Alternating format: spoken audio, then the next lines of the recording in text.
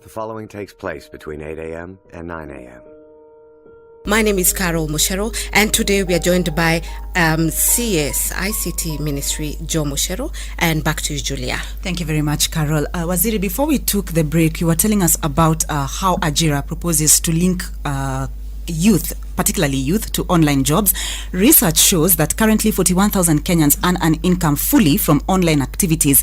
In what way will Ajira specifically increase the number of Kenyans who earn a living from online activities? The first thing is we have to ensure that people are aware that this opportunity exists. The main challenge has been people hear that people are working online, but they don't know what to do. So we want once they know that this opportunity exists, we will give them the skills, the training, then they can go out and bid. We're working with private sector to ensure the private sector itself will take up, because innovation happens really in the private sector. They're going to continue to build the platforms that will create the work. Government is also going to provide work, as well as supplementing the 1.3 million jobs that are there today as we speak that are online. It's going to grow, and as we even work as a country, we have what is called Smart Africa. So already 20 African countries have come together. We've created what is called a single digital market. There's 34 countries in total that have already applied to be part of Smart Africa. That means anybody in Kenya is going to be able to reach right now of almost over 400 million Africans. So the opportunities are actually growing, and that's what technology allows us to do. Just so that we are on the same page, when you say online activities, what specific activities are you referring? What kind of jobs are available online? Now, you'll be very surprised. There are many kind of jobs. So first, you can be an assistant of somebody. You're booking someone's holidays, you're booking someone's tickets, travel, all those things. You're organizing their meetings. So you can be someone's even secretary, or managing their calendars and so on. You can be transcribing audio. You can be transcribing video. And transcribing means there is a video that has been played. It's in a certain language, but there's no text. You want now somebody to convert that into text so that it's legible. So you go and you transcribe. They break the video into a few minutes. You transcribe that. There's programming and development work. You create applications. There's secretarial work. There is finance work. There's almost all kinds of work. Even one of the top freelancers here in Kenya, he was a vet. Now he does transcription of or converts videos from one format to another, and he's made that his living. It's called David. So there's all kinds of work that anyone can find. I know quite a number of people who transcribe, like you say, yes. And I hope they won't think of me as a sellout, but one of the benefits, quote unquote, so to speak, they talk about is that there's really no taxation. So how is this money going to come back to government in form of taxes? How is government going to regulate the income that people get from online jobs? So the first thing is, as a citizen, you want to pay taxes, right, because taxes will help. Yes. But the program is not aimed at finding people and trying to get them to pay taxes to begin with. If people have work, then they will be able to benefit. But when you pay tax, you actually get national insurance. You also get NSSF. You get other benefits.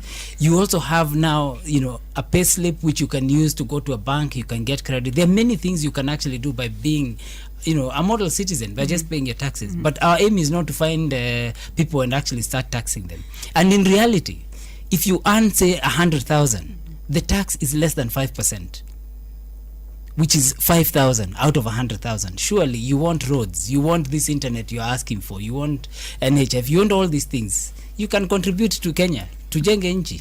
Now, the target of Ajira Digital is to train over 1 million young Kenyans to access online jobs over the next 1 year. Is this practical? It is practical. As an example, Google has already trained over 400,000 Kenyans in less than a year. They've actually reached over 1 million so far in training them on digital skills. So we are taking even some of those people and now taking them on how to work online. So it's been proven that it can work, and it has happened, and it's our intention to continue to make it happen. From what you're saying, Bwana CS, the opportunities in the online platform are endless and limitless. So why do you think Kenyans are not tapping into these opportunities fully at the moment? Awareness. My view is it's about awareness. Simply awareness? Yes, and you know what's happened before? People have been working, but they work, say you're working with the US. The US is almost 11 hours time difference. So people work at night. So they work at night and they're working from home, and then people see these people like they're not working, and then they have cars, they're buying houses. They assume that people are doing other illicit stuff. So people have not been trusting online work. It's real work, and people are actually earning real money. So as people get to understand and see how it works, then also our businesses are going to start putting this work online. They're going to become more and more efficient. And as a country, we're going to transform. It's a process. It's not going to happen overnight.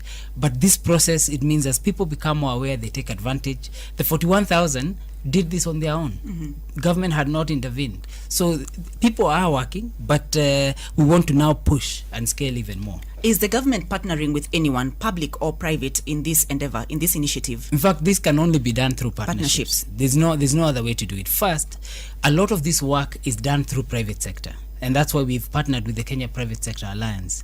They are managing the interactions that we have, even some of the training, so that private sector really understands why we need to go into digital work.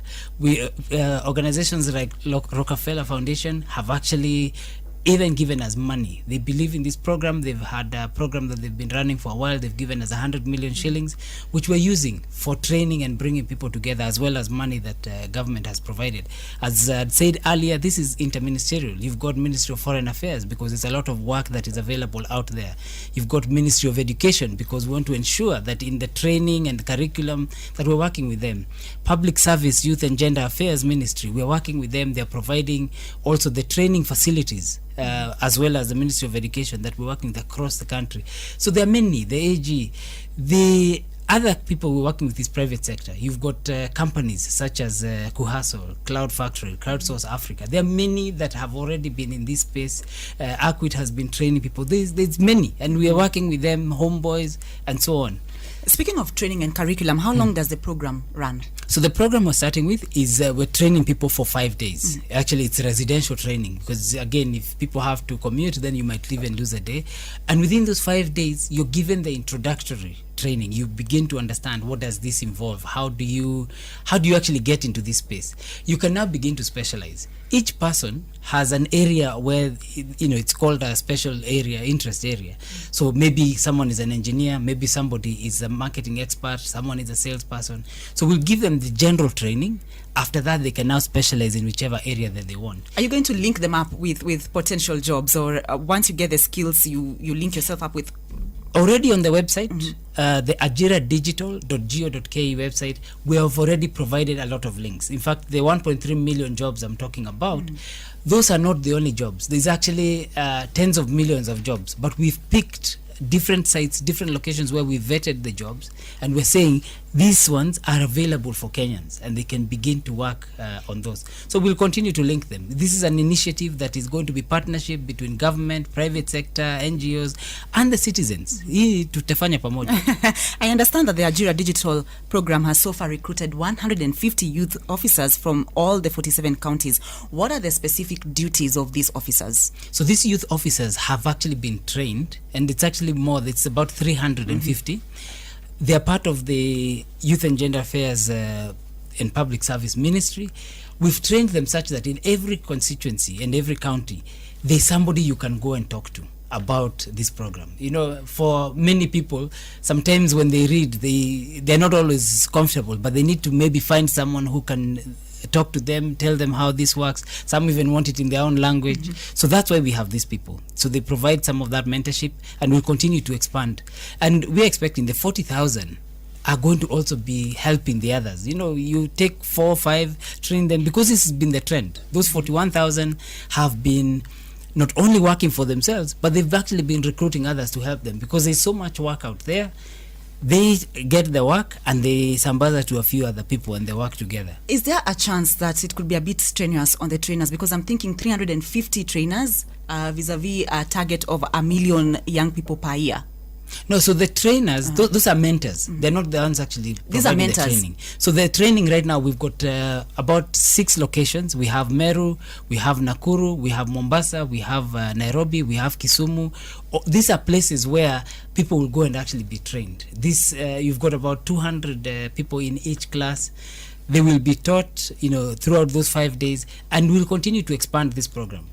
unfortunately, since we didn't have all the people who wanted to be trained come up early, we have to go back maybe to Parliament or to the President and ask him, we need more resources to train more people.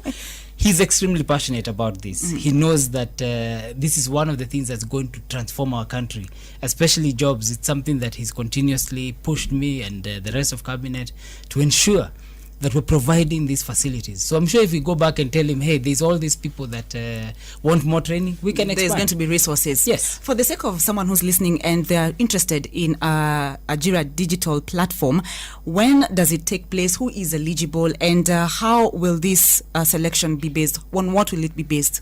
What is the criteria of the selectees? So first, they need to go to ajiradigital.go.ke and register. We put a first come, first serve basis. So those that have registered, they're already being allocated into the classes. I think there are a few places left, but the demand is getting hotter and hotter. So the quicker they can get to the website and register, the better. Remember, this is the big conversation on KBC English Service, and this morning we are speaking with Joe Mucheru, the Cabinet Secretary at the ICT Ministry. This first radio interview at KBC. Yeah, this is your first radio interview at Radio interview, but I've had TV interview also. So we're just taking some privilege to have you. Thank you. That's our producer, Bill Odidi, if you're wondering. So let's take a shift from Ajira and talk about what happened recently, where a computer virus called WannaCry caused havoc to organizations around the world, from hospitals to airlines, locking data and demanding ransom payments, and raising the question on how safe Kenya's computer systems are. Let's hear how the story of this computer attack has been covered by the international media. It looked at first like an attack just on hospitals in the UK, but it's now becoming clear that this malicious software has run riot around the world. Russia, the United States, and many points in between have been hit by what's now a common form of cybercrime. Unlike most malware, it doesn't need you to click on an infected email. It spreads using a vulnerability in outdated versions of Windows. Microsoft fixed it with updates, but millions of people still use the older versions or haven't updated their systems, leaving them open to attack. This is the message many users around the world are getting when they fire up their computer. It looks official, but it's a demand for money from international cyber criminals. Up to 74 countries have been hit, but the UK's National Health Service has had real problems. Essential data has been encrypted, and it's meant cancelled appointments and emergency rooms diverting patients. Now, that was a selection of some of the news reports from the BBC, CNN and Al Jazeera on the cyber attack. You wrote an article about the cyber threats a few days ago, and you understand these things better than most of us. What exactly is this WannaCry that has been infecting computers? So it's called ransomware. There's many different kinds of malware. Malware are programs that people write to do things on your computer or phone or any electronic device that are not necessarily the things that you want done. So in this case of WannaCry, it takes your data, your computer, it encrypts it, which means you don't have access to it, and they ask you to pay a ransom. In this case, they were asking for $300, and you needed to pay that in digital currency, Bitcoin. If you pay, they would say that they would give you back access to your machine. If you don't pay, they increase the amount, and again, if you don't pay, then they delete all your information. Our advice is that don't pay first, because you don't know whether they are going to actually give you back your machine or they will keep asking for more, because that's what ransoms are about. They've basically kidnapped your device, your computer, and they're trying now to blackmail you on that. Over 150 countries were affected. We did not find a case in Kenya, but we did find other cases where there are people who have either been hacked or are having challenges with their systems, and hacking happens in all manner of ways. So people need to ensure that they have proper backups of their systems. You know, you sort of like took the words from my mouth, because I was going to ask you, ransom was to be paid in Bitcoins. I was going to ask you what are Bitcoins. So just for clarification, because you just mentioned that in passing, what are these? Right. And how does this payment work? No, Bitcoins, you know, M-Pesa today is a digital currency. People have not really understood, but you take cash, you take it to an agent, and they convert it into digital money, which is what you're able to now send over the airway. The person who then, when they are cashing out at the agents, they now have cash back. Bitcoins are virtual currencies. So where you actually take, say, your Kenya shillings, you convert into Bitcoin, and then you can send it across the world. At least M-Pesa you're sending within the M-Pesa network. Here, Bitcoin you send to any part of the world where there is agents. They can then convert that into any currency, but it moves extremely fast. It is very cheap. So it's like digital money. The way the internet came and changed mail, where you had the letters through post office, now money is being changed into digital money. People have to register. If you go to many of the exchanges or agents where you need to convert from Bitcoin or the other way around, you register, you put all your information. So even these people who are asking for ransom with Bitcoin, if the security agencies come together, they will find out who those people are. It's not that it's a place where you can't be found, but people like it for what they think is anonymity, because only the security agencies are able to tell exactly who's behind it. Is it just computers that were infected by this cyber attack, or were other devices also attacked? There were billboards in airports, there were washing machines, there's anywhere where there was actually this, the Windows operating system, which had not been updated. So it wasn't a Microsoft problem. This was a problem where people had not updated their software. I'm not sure how you'll update your washing machine, but I saw pictures of washing machines that had ransomware, and $300 is sometimes even more than the cost of the washing machine. So there's some challenges that came in. But yeah, any device, we're going digital in almost everything. So you said that there was no case that was reported in Kenya, but the Communications Authority says that 16 companies in Kenya have been affected by the ransomware attack. Is there a danger that it could get worse? You know, every day, this is a security issue.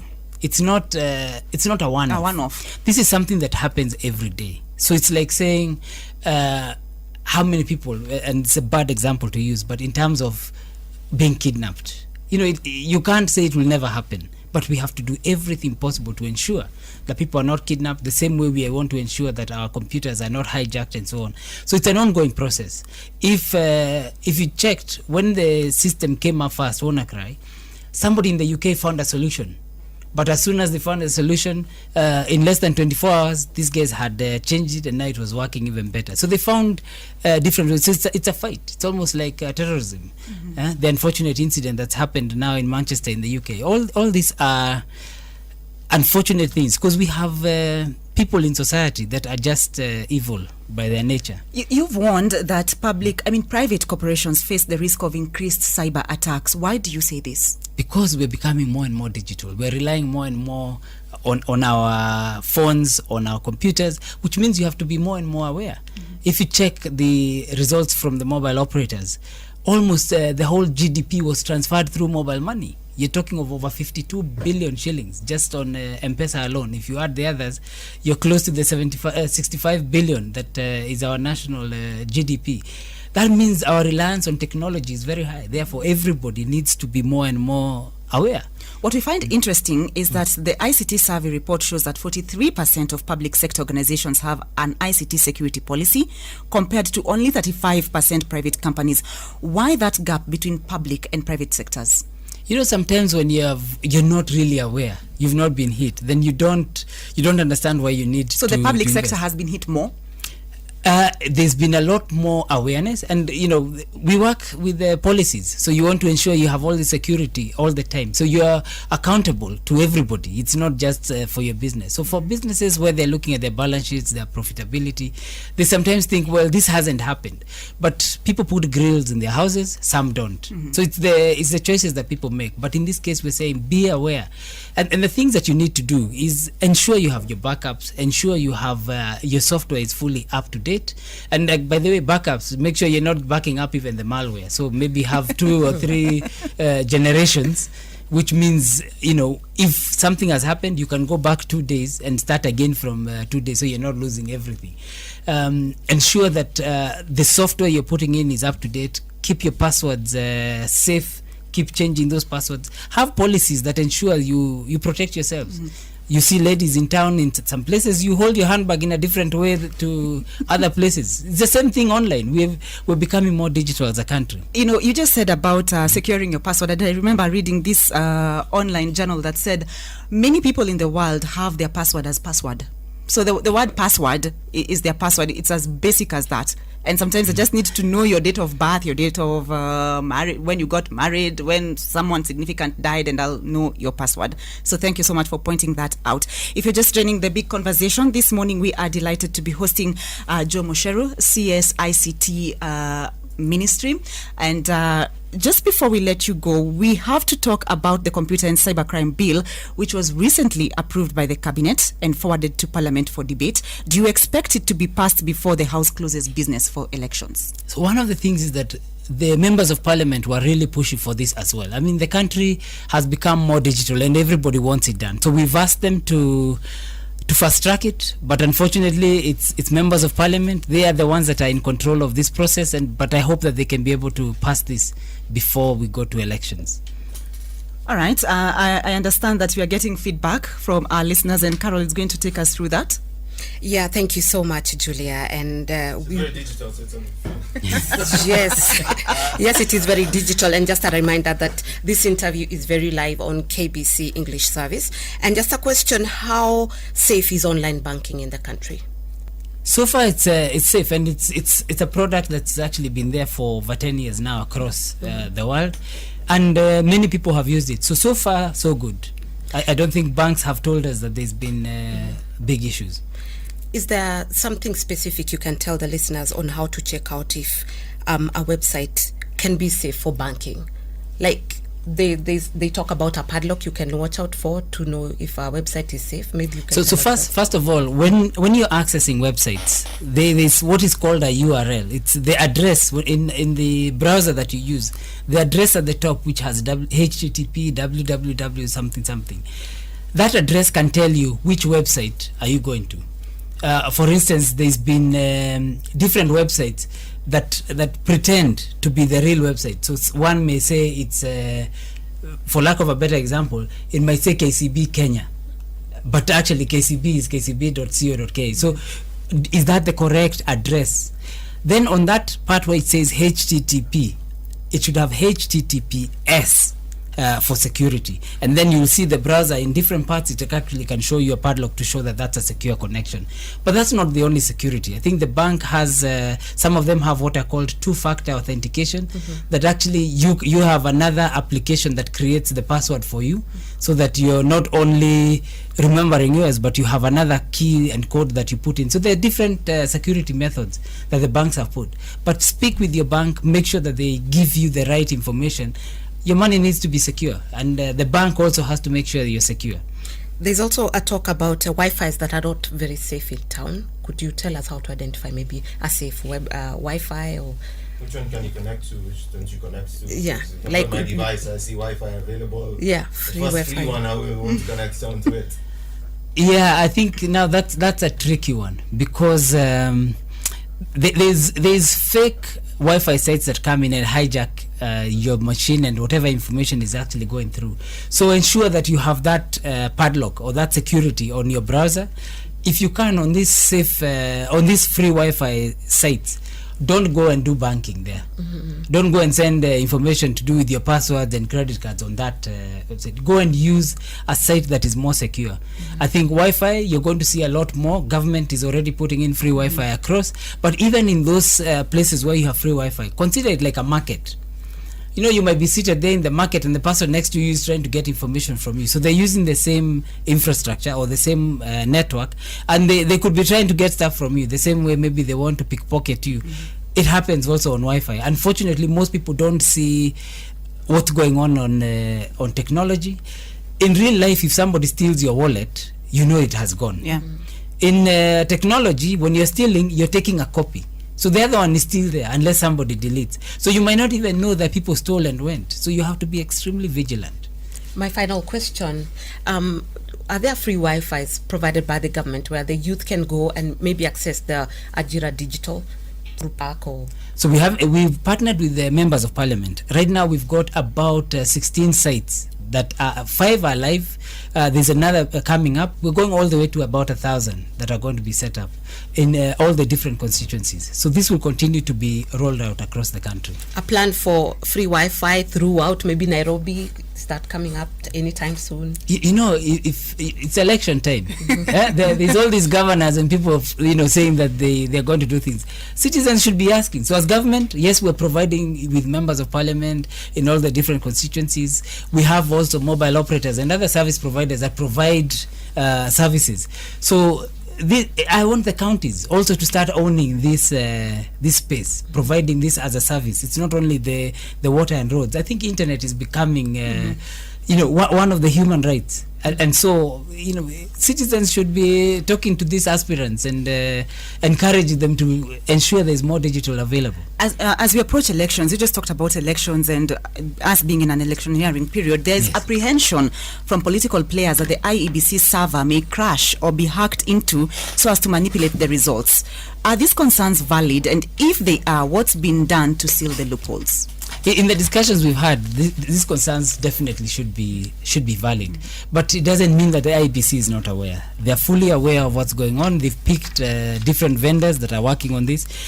Personally, I'm confident that they're going to ensure that the systems are safe and that we're going to have free and fair elections. So at the moment, I'm not worried by a lot of the speculation. I think they are fully aware of all the challenges and I think they will sort this out. Unfortunately, they are independent, so I can't get involved with what they're doing. So yes, Mucheru, I've got one question, a feedback question, right, Julia, if you allow me. All right. And this is for you to clarify fake Twitter and Facebook accounts. Government, how do you know which is a genuine government account, which one is not?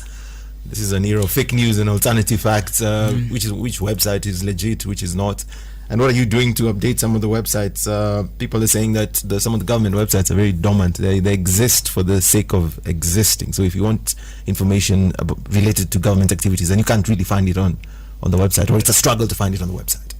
So first, for individuals, there's usually, if it's Twitter, there's usually a tick where the company has verified that is actually the real person. Okay. I can see yours has a tick, right? Your Twitter account has a tick. So, I said it long ago. So that's genuinely my... This is not a fake Joe Mucheru, right? That's genuinely my account. But there's others who are not.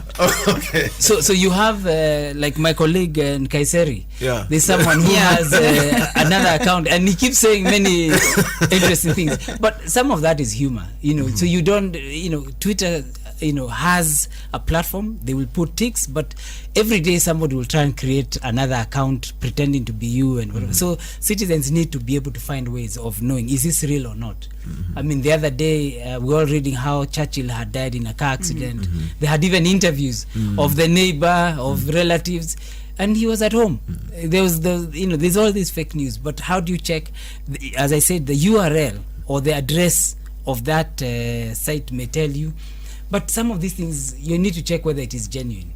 USA News hyphen, I don't know what, you know that's not real. And people will sensationalize things. But it's really up to us to know whether it's genuine or not. Even when you're receiving money, you get cash and you check to be sure. People have just transferred old habits that exist in real life onto digital platform. Okay. We have the delivery.go.ke website, right, which has a lot of information about what we are doing as a government. We also have the open data website. We have mygov.go.ke. So we have sites where we have a lot of up-to-date information. I'm not sure specifically what website maybe they are talking about, but not all websites have been. For instance, when I went to the Ajira website, I found an update from a few weeks ago that said you had a problem with the website and that people could not access it, or had it been taken over by the ransomware? So they have that on the website? Yes. I think maybe it's a running comment. That had been put. But it's not that they don't have to remove what is there. So if there's no new update, then they're not putting any new update. But there are people, if you check on Twitter today, who've been asking questions. They're saying we're not able to do this. So you put those answers so that you don't have to keep repeating. There are people who are looking and working on these sites throughout. It's not that it's a perfect situation where people get perfect information all the time. We're taking time to educate. I mean, the Presidential Digital Talent Program, where we now have over 400 youth these are graduates from... I remember the ceremony at the University of Nairobi. Yeah, so we're getting all these people so that we can ensure within government we also have tech-savvy youth that are actually working. And this, again, is in collaboration with the private sector, so they're getting internships both in government, and then we're using them not only in national government but also in all the different county governments and government institutions. So we're working hard. Okay. As government, we want to make sure we are Can you fully tell up us to something date. just really quickly about digitalization of government files in the lands? I know that was a big project. And it's still ongoing. It's still ongoing. We have, searches, digital searches. There are many things going on. I think the whole government right now, we're very keen to ensure we're going to be digital and we secure. So we've had all these discussions about IFMIS and its security or lack thereof. That's actually going on well. And we'll continue to expand. We're putting in the right infrastructure, the right platforms, and the right Just security. this morning we're playing an insert from the outgoing chairman of the Council of Governors who's saying IFMIS has been the worst thing that has happened to the counties because the bad old habits, as you've just said, have been brought on to IFMIS. But So it's not, an habit. but it's not the worst thing because we have records of who did what. No, I'm just using his words. I know, yeah. But I'm saying maybe, it depends what the objective is. But at least it has an audit trail. Before, if somebody goes to the safe and takes money and goes, you don't have an audit trail. If you do that in IFMIS, it shows who was there, what password was used. As we learned from the NYS story. And so these are matters that are in court, and we hope that we can get at least the right outcomes from there. Okay, this is such an interesting topic. We could sit here We all could sit morning. here all day, right? Thanks, Julia. Thank you so much, Waziri, for speaking with us on the big conversation this morning. We've been talking to CS in the Ministry of ICT, Joe Mucheru. You've taken us through the Ajira digital platform, cybersecurity in Kenya, and the computer and cyber crime bill. And for me, there's this story that's been doing the rounds on social media, particularly Facebook. Just before you go, you have to address this. Yes. About this the sad story of a lady who was raped, and when she turned to social media, she was trolled so badly, she ended up taking her own life. Will those behind this kind of bullying be tried under the Computer and Cyber Crimes Law? This is our hope once it is passed. So we've put a version into Parliament, and we hope that the parliamentarians understand, and I know that they do because they've also been pushing for us to get these laws there. It will allow us, first of all, in terms of the investigation process, preservation of evidence, so that we know exactly who did what, where. All this is given, even the prosecutorial agencies, so that they know how to manage the whole process up to court. Because what's been happening is that sometimes this evidence is not collected properly, and therefore you're not able to really prove that it was so and so that did this. I think it's a very sad thing, and condolences to the family, and we hope that people can get more support. But yes, we have to catch these criminals. We have to ensure. How will that happen? Because on the cyberspace, most of them are faceless, nameless bullies.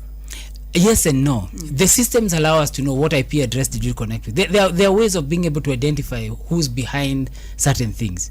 And if we identify, the challenge is now you have to take that process through court. If the court processes and systems are not up to date, if they don't know that this is how you record a password, this is what a log shows, so that, because someone can say, I'm not the one who was behind the computer. It was somebody else, or someone stole my password. Or I left my computer page, I left that page so there's all these kind of things, but we've got ways of being able to prove that actually it was this person that was involved and did the following, or has to take then the responsibility. So we hope that once this bill is passed, it will make it easier. Right now, yes, we have laws that we're using, but they're not helping us move fast enough. Thank you very much. We certainly hope you enjoyed your debut on radio. We certainly did.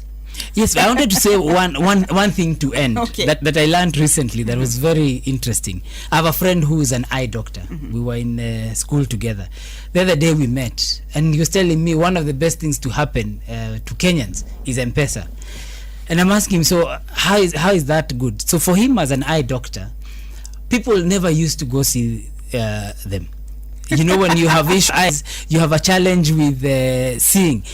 Now, since people have to see M-Pesa, since they have to see their mobile money, they don't want to give their PIN to anybody. They want to go and get their eyes repaired.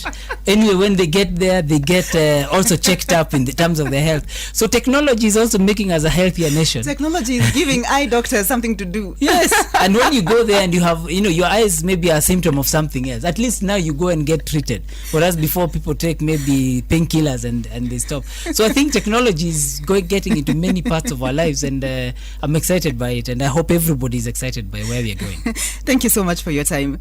Joe Mucheru, CS in the ICT Ministry. We are going back to the other side of the studio with Carol Mucheru. Asante sana. Thank you, Julia and Bill, speaking to Cabinet Secretary for ICT, Joe Mucheru. It was the big conversation, and tomorrow we'll have something important for you to listen to. This is KBC Nairobi. It is the Breakfast Show with me, Carol Mucheru. Again, thank you for tuning in.